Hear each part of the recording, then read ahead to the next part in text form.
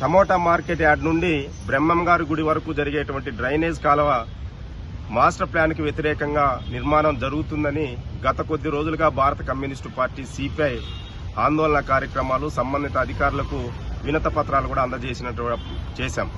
కానీ మొన్న municipal council చాలా క్లియర్ గా చెప్పింది, అక్కడ జరిగేటువంటి ఆ డ్రైన్ నిర్మాణం 2,70,00,000 రూపాయలు మదనపల్లి మున్సిపల్ జనరల్ ఫండ్ నుంచి పెడుతున్నారు. ఈ డ్రైన్ నిర్మాణం పూర్తిగా మాస్టర్ ప్లాన్ కు విరుద్ధంగా నడుస్తుంది. దీన్ని మున్సిపల్ కౌన్సిల్ కూడా ఎక్కడ ఆమోదించలేదనేసి చెప్పారు. మేం కమిషనర్ గారిని కూడా అడిగాం. భారత కమ్యూనిస్టు పార్టీ సిపిఐగా కమిషనర్ గారు, మదనపల్లి ఎమ్మెల్యే గారు కలెక్టర్ నుండి ఆర్డర్ తీసుకొచ్చారు. 70 యాక్ట్ ప్రకారం కాలువ నిర్మాణం జరుగుతుందని కమిషనర్ గారు చెప్పారని కౌన్సిలర్లే చెప్పారు. మరి మేము కూడా ఆర్డర్ కాపీ ఏదో ఇవ్వండి, కలెక్టర్ గారిని ఏ ప్రాతిపదికన మీరు ఆర్డర్ ఇచ్చారో అడుగుదామని కమ్యూనిస్టు పార్టీగా లెటర్ పెట్టాం. కానీ కమిషనర్ గారు ఎక్కడ గానీ దీనికి సమాధానం చెప్పినటువంటి పరిస్థితి కానీ లేదా ఆర్డర్ కాపీ ఇచ్చినటువంటి పరిస్థితి లేదు.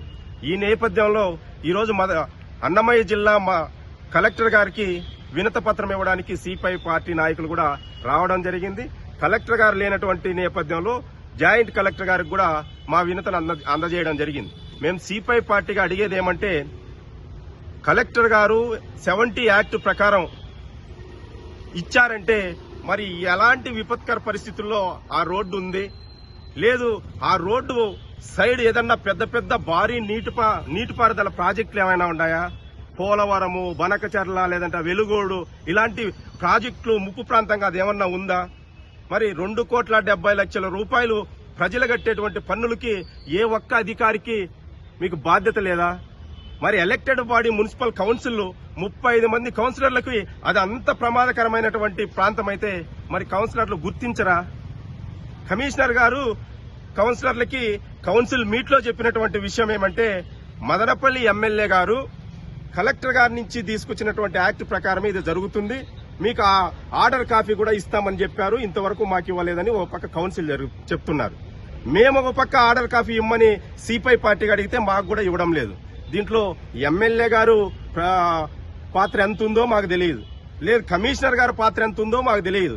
అసలు కలెక్టర్ గారు ఆర్డర్ ఇచ్చారా లేదా ఆర్డర్ ఇవ్వలేదనే దానిపైన కలెక్టర్ గారు 4 రోజుల నుంచి తిరిగితే మాకు కూడా దొరికిన పరిస్థితి లేదు. జాయింట్ కలెక్టర్ గారికి ఇచ్చా. మేము కలెక్టర్ గారిని కోరేది ఏమంటే, అది ఎలాంటి ముప్పుకి ఎలాంటి విపత్కర పరిస్థితులు జరిగేటువంటి పరిస్థితి కాదు, ప్రమాదకరమైనటువంటి పరిస్థితులు జరిగేటువంటి ప్రాంతం కాదు.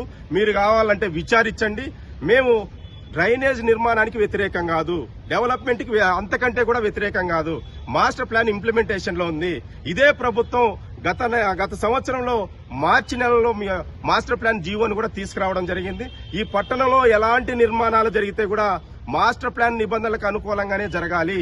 మరి ఈ రోజు జిల్లా హెడ్ క్వార్టర్ మదనపల్లి అయింది, ట్రాఫిక్ పెరిగింది, అన్ని ప్రభుత్వ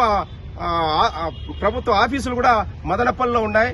ఇలాంటి సందర్భంలో రోడ్లను వైండింగ్ చేసి విస్తరణ చేయాల్సినటువంటి ప్రభుత్వాలు వాళ్ళ యాజిటీస్ గా ఉన్న రోడ్లకే ఇరుకు రోడ్లు అయింటే ఆ రోడ్లకే ఆనుకొని డ్రైనేజీలు నిర్మిస్తే ఈ డబ్బు ప్రజల డబ్బు 2,70,00,000 రూపాయలు దుర్వినియోగం అవుతుంటే పాలక వర్గాలు ఏం చేస్తున్నారో తెలియదు, ప్రభుత్వ అధికారులు ఏం చేస్తున్నారో తెలియదు, లేదు వీళ్ళు వాటాలు పంచుకుంటున్నారేమో అనే అనుమానం ప్రజలకి మాకు కూడా వస్తుందని ఈ సందర్భంగా తెలియజేస్తున్నాం.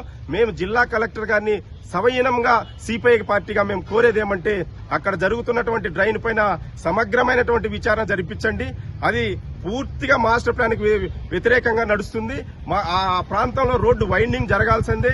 100 ఫీట్ రోడ్డును డెవలప్ చేసి ఆ సైడ్ లో డ్రైన్ నిర్మాణం చేయాలని సిపిఐ పార్టీగా మేము డిమాండ్ చేస్తున్నాం.